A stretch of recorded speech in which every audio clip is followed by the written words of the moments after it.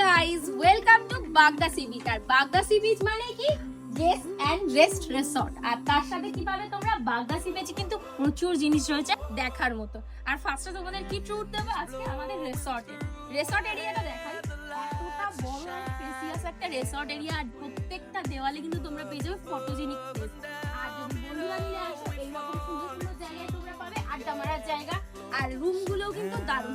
তোমাদের আমি রুমগুলো দেখাবো, আমি আমার কাছে ভিডিও আছে, আমি নিশ্চয়ই অ্যাড করে দেবো। তার সাথে এইটা হচ্ছে বাদাম গাছ এরিয়া। আর যদি বাদামের টাইমে আসো তোমরা কিন্তু খেতে পারবে বাদাম। আমি এই টাইমে এসেছি, এটা আমি জানতামই না, অফ টাইম বাদাম পাওয়া যাচ্ছে না। যখন আমি নেক্সট টাইম আসবো বাদাম কিন্তু পেয়ে যাবো।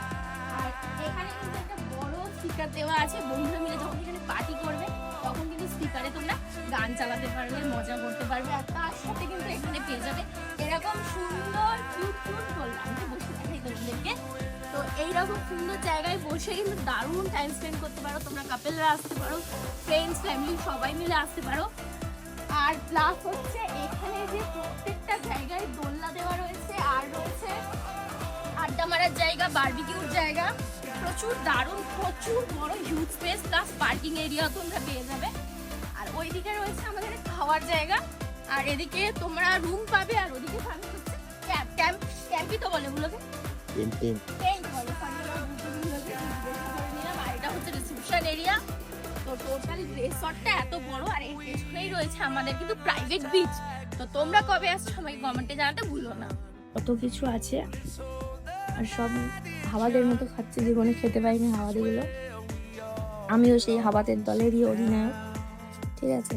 হাওয়াদের দলটাকে লিড করছি আমি, যাই হোক হাওয়াদের দলের অধিনায়ক, অধিনেত্রী। সরি, খাই।